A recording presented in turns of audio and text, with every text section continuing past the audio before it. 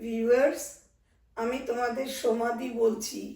আমার ব্লগটা আমি একটু চেঞ্জ করেছি, নাম সোমা ব্লগস। এই নামে তোমরা দিদির ব্লগগুলো দেখতে পাবে।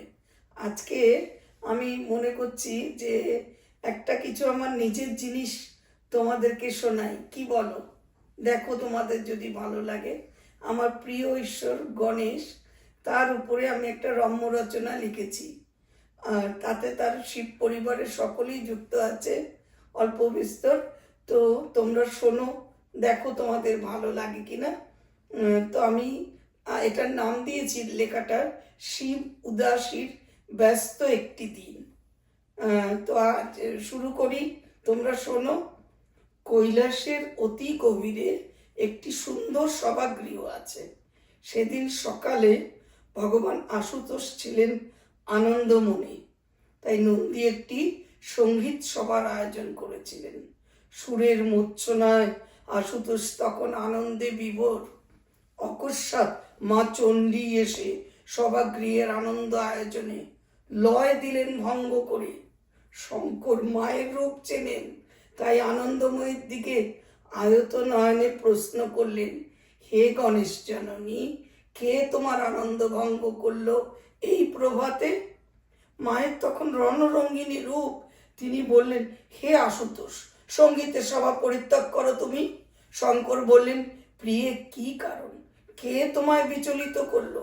মা বললেন, কে আবার? গণেশের মূষক। সে আমায় তিষ্ঠাতে দেয় না স্বামী। গণেশের ভোগ প্রস্তুতে রত আমি। খুঁজে বেড়াই চারিদিকে গুড়, একটি ঢেলার মতো না, পর্বতের মতো কোথায় গেল গুড় আমার? সে নেই তো নেই। জয়া বললেন, দেবী, গণেশের মূষক কিছুদিন হলো বড় উৎপাতে রত। সে গুড়ের পাহাড় ওই দূরে নিয়ে গেল। তারে শুধাই, রে মূষক, একই কর্ম তোমার? সে বলে, জয়া মাসি, দোয়াই তোমার, মায়েরে বলো না, প্রভুর ক্ষুধা বড়, সে গুড় চায়, তোমরা তো খালি মূষকের দোষ ধরো। দেবীরই বা কি করার আছে? এদিকে মায়ের কার্তিকের খবর নেই বহুদিন। সে অভিমানী ছেলে দক্ষিণ প্রদেশে গেছে অনেক দিন হলো। মা নিজেরে বলেন মনে মনে, আমি নাকি আবার জগদীশ্বরী, মা অন্নপূর্ণা। শিব উদাসী যান শুধু পাঁচখানি ভক্তের ঘরে। কুবের ছাড়া কে দেয় তারে ধন, যে সে ক্রয় করবে সংসারের সব জিনিস? আমার শঙ্কর মুদ্রায় হাত দিতে পারেন না। গণেরা যায় মুদিখানায়। জয়া সখী, তোরে আর কি বলি নিজের দুঃখের কথা। সখী জয়া বড় চিন্তিত। সেভাবে মা যদি না সুখে থাকে, তবে কিসের আমার ও বিজয়ার রূপকল্প ও তন্ত্রশাস্ত্রের সিদ্ধি? মায়ের বিনা সে সবই অপবিদ্যা। ধিক তোরে জয়া, নে এই বেলা মায়েরে খুশি কর। ও বিজয়া, সখী মোর, কোথা গেলি সই, কোথা গেলি? আনন্দময়ী এমনি কার্তিক ভাবনায় বিষণ্ণ। তার মধ্যে মূষকের এই জ্বালাতন, কিন্তু তারে কি দোষ দেবেন? ভাবেন, পুত্র মোর নিশিদিন ক্ষুধায় কাতর, শঙ্কর মোর স্বামী এ কি হস্তিমুণ্ড দিল আনি, বাছা বড়ই ক্ষুধায় কাতর। আজ সকালে শঙ্করী বাছার প্রিয় মোদকের তরে খুঁজে মরে ক্ষীরের বস্তা। সে কোথা, সে কোথা?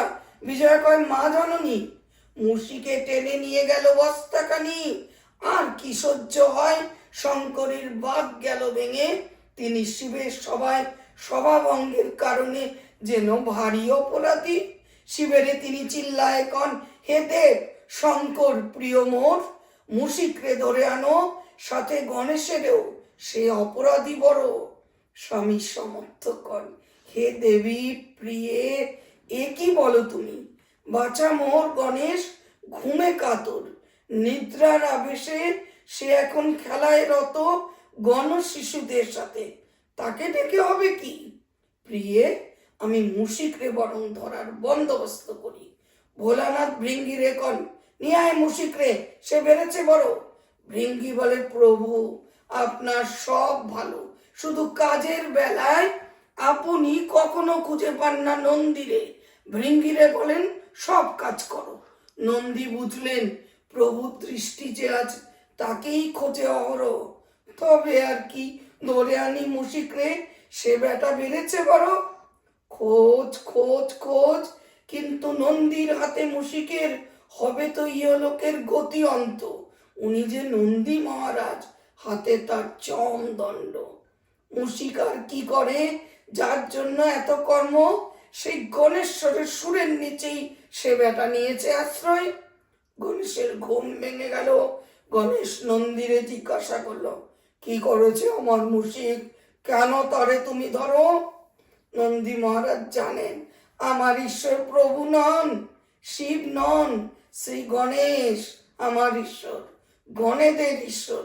তাই রোয়ে শোয়ে সে বলে, প্রভু ক্ষমা, আশুতোষের হুকুম ভৃত্য কি করে?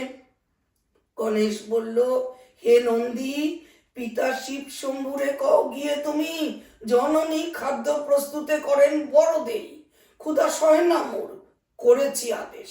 আমার মুশিক করে নাই চুরি, ক্ষুধার্ত তার ঈশ্বর, তাই সে যা করেছে তার গুরু বাক্য সাধনে তৎপর, বাহনের কাজ তারে বলে না চুরি। নন্দী বলল, সব আশুতোষের। মা আনন্দময়ীও শুনলেন সব।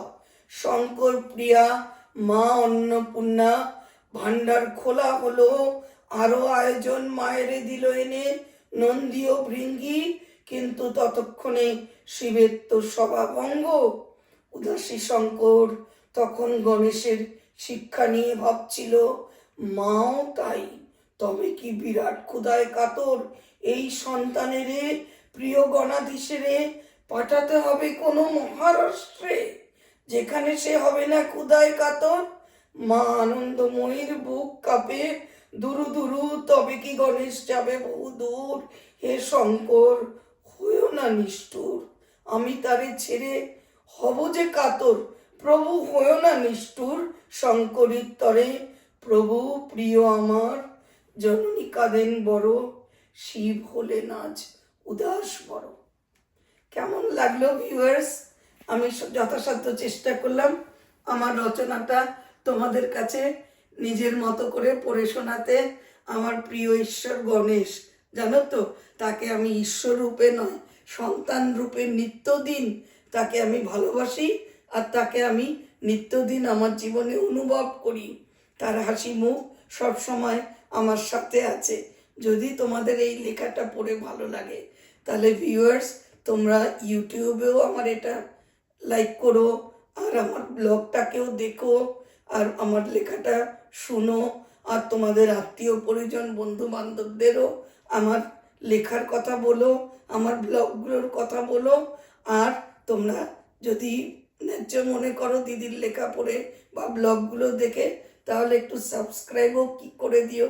তোমাদের আশায় দিদি নিজের ব্লগটা পড়ে তোমাদের শোনালো। তোমরা সবাই ভালো থেকো, সুস্থ থেকো। যেটা আমি বলি, আমার মীনাদি প্রফেসর সবসময় বলতেন, টাকা পয়সা কিচ্ছু নয়, শরীর স্বাস্থ্যই আসল। সোমা, তুমি স্বাস্থ্যের দিকে খেয়াল রেখো। তো আমিও চাই আমার ভিউয়ার্সরা সুস্থ থাকুক, ভালো থাকুক, আর আনন্দে নিজেদের জীবন অতিবাহিত করুক। আজকে তোমাদের সাথে এখানেই দিদির কথা শেষ হলো। সকলে ভালো থেকো।